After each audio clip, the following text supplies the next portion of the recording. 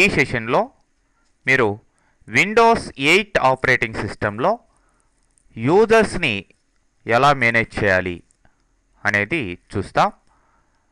మరి Windows 8 operating system install చేసేటప్పుడే అంటే సెటప్ చేసేటప్పుడే మీరు బై డిఫాల్ట్ ఒక యూజర్ని క్రియేట్ చేయడం జరుగుతుంది. దాని ద్వారానే ఫస్ట్ మీరు లాగిన్ అవుతారు. మామూలుగా మీరు స్టార్ట్ స్క్రీన్లో గమనించినట్లయితే ఇట్లా రైట్ టాప్ కార్నర్లో ఎడూసాఫ్ట్ అని కనిపిస్తుంది. ఇది మీరు లాగిన్ అయిన user.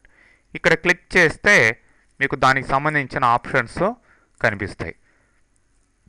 How to sign out, ఇట్లానే చేంజ్ అకౌంట్ పిక్చర్, లాక్ ఇట్లాంటివి కనిపించడం జరుగుతుంది. మరి ఇవి కాకుండా మీరు రిక్వైర్డ్ నెంబర్ ఆఫ్ యూజర్స్ని మీరు యాడ్ చేసుకోవచ్చు. దానికి ఇట్లా చామ్స్ బార్లోకి వెళ్ళి సెట్టింగ్స్, తర్వాత change PC settings,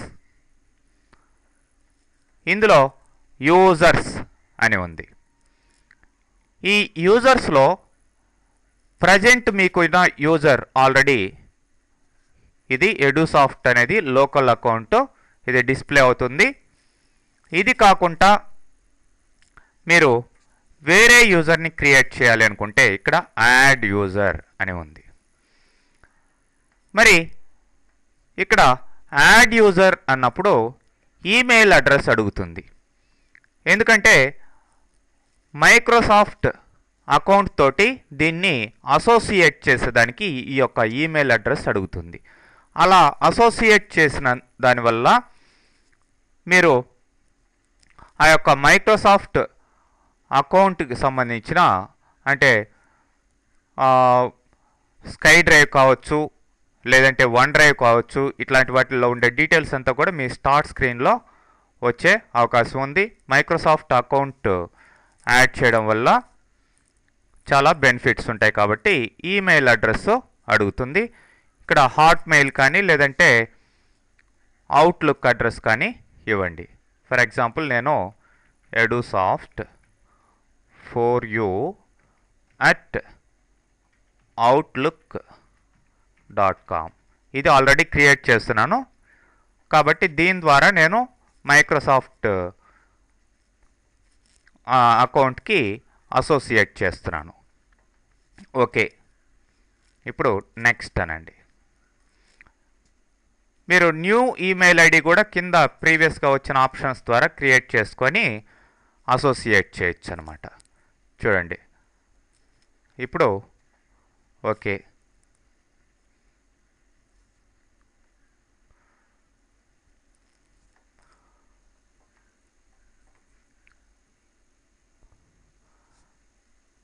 is this child's account, turn on family safety అని అడుగుతుంది.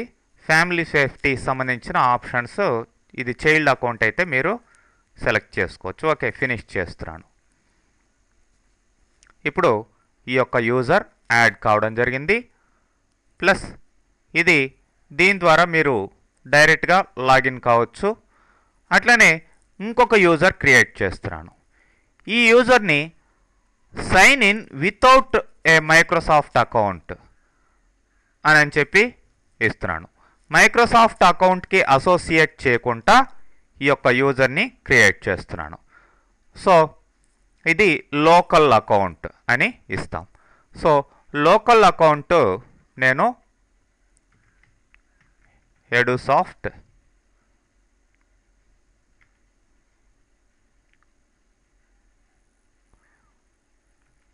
టూ అనో లేదంటే గెస్ట్ అనో ఏదో ఒకటి క్రియేట్ చేస్తాను. పాస్వర్డ్ కావాల్సింటే ఇవ్వండి, ఏదో ఒక పాస్వర్డ్ ఇవ్వండి. ఈ పాస్వర్డ్ ఇచ్చిన తర్వాత పాస్వర్డ్ హింట్ కూడా అడుగుతుంది. సంథింగ్ హింట్ ఇవ్వండి. Okay, next. ఇప్పుడు లోకల్ యూజర్ అనేది క్రియేట్ కావడం జరిగింది. సో మరి పేరెంట్ కంట్రోల్స్ కావాలంటే ఇట్లా ఈ ఆప్షన్ సెలెక్ట్ చేసుకోండి, ఫినిష్ అనండి.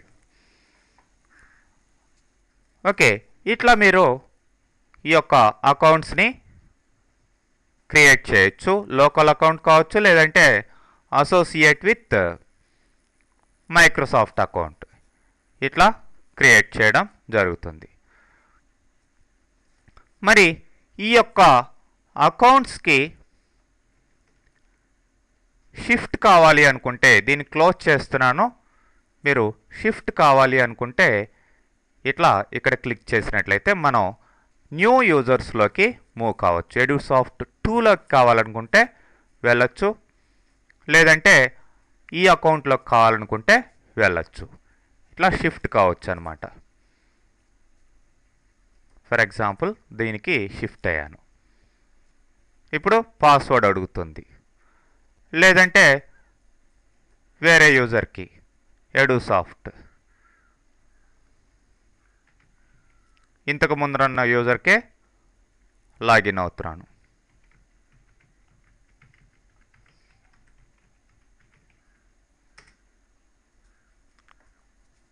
ఇట్లా మీరు ఈ యొక్క యూజర్స్ మధ్యలో షిఫ్ట్ అయ్యేదానికి అవకాశం ఉంటుంది. మరి ఈ యొక్క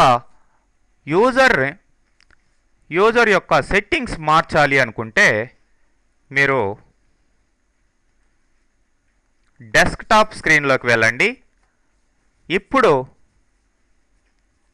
సెట్టింగ్స్ తీసుకోండి. అంటే డెస్క్టాప్ స్క్రీన్ని సెలెక్ట్ చేస్తే సెట్టింగ్స్ మామూలుగా వచ్చే సెట్టింగ్స్ కంటే డిఫరెంట్గా వస్తాయి.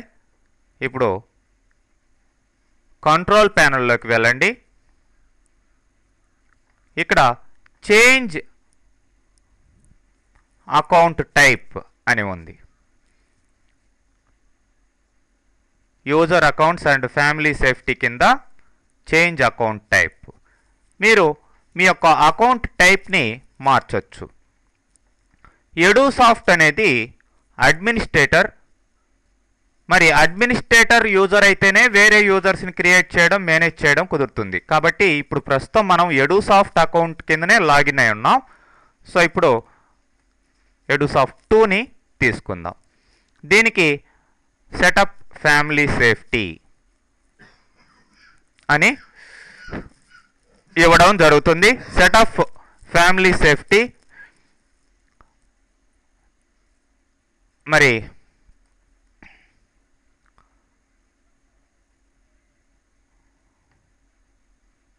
Manage settings on family safety website అని ఇక్కడ రావడం జరిగింది. పైన ఏ యూజర్కి ఫ్యామిలీ సేఫ్టీ సెట్ చేయాలి అనేది కూడా ఉంది.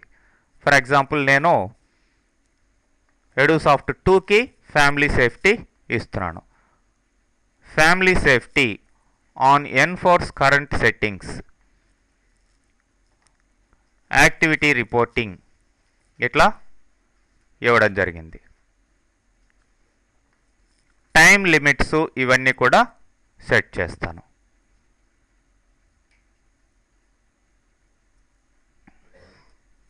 సో ఇక్కడ time Edusoft 2 can use PC all day, లేదంటే కింద ఏ టైంలో ఏ డేలో మీరు అలో చేయొచ్చు అనేది కూడా మీరు సెట్ చేసే అవకాశం ఉంది. ఓకే, ఇలా సెట్ చేసి మీరు ఈ యొక్క different Windows store and game restrictions, app restrictions, ఇట్లా మీకు రకరకాల పేరెంట్ కంట్రోల్స్ ఇక్కడ ఉన్నాయి. చూడండి, ఎడ్యూసాఫ్ట్ 2 కెన్ యూజ్ ఆల్ యాప్స్, అలా కాకుండా కింద పర్టికులర్ యాప్స్నే యూజ్ చేసుకునే విధంగా మీకు ఆ యాప్స్ని సెలెక్ట్ చేసుకోవచ్చు. ఓకే, ఇట్లా అన్నమాట. మళ్ళీ బ్యాక్కి వెళ్ళండి.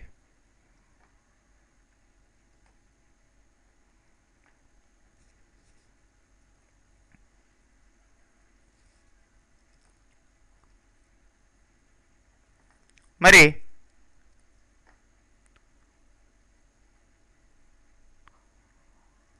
యూజర్స్ని రిమూవ్ చేయాలి అంటే కూడా ఇట్లా రిమూవ్ యూజర్ అకౌంట్స్ అని ఆప్షన్ ఉంది.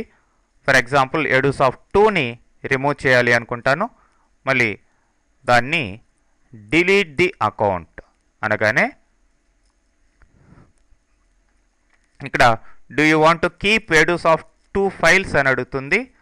ఓకే, నేను కీప్ అంటే డిలీట్ చేయాలనుకుంటే డిలీట్ చేయొచ్చు, లేదంటే అవి ఉంచాలనుకుంటే ఉంచవచ్చు. ఎడుసాఫ్ట్ పర్సనల్ డెస్క్టాప్ ఫైల్స్ కావచ్చు, డాక్యుమెంట్స్ కావచ్చు, అలాంటివి. Okay, delete files, delete account. Edusoft 2 అనేది పర్మనెంట్గా రిమూవ్ అయిపోయింది.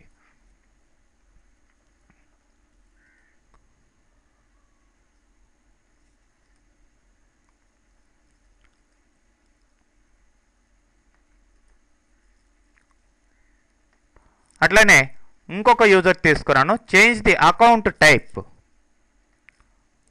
ఆ యొక్క యూజరు స్టాండర్డ్ యూజరా అడ్మినిస్ట్రేటరా అనేది మీరు మార్చచ్చు. స్టాండర్డ్ యూజర్కి అన్ని పర్మిషన్స్ ఉండవు, అడ్మినిస్ట్రేటర్కి అయితే అన్ని పర్మిషన్స్ ఉంటాయన్నమాట.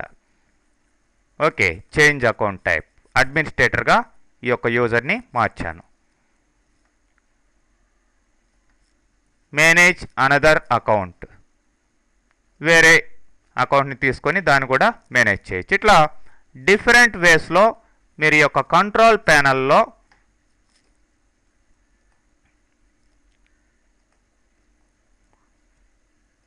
యూజర్ అకౌంట్స్ మేనేజ్మెంట్ కింద మేనేజ్ చేసేదానికి అవకాశం ఉందండి.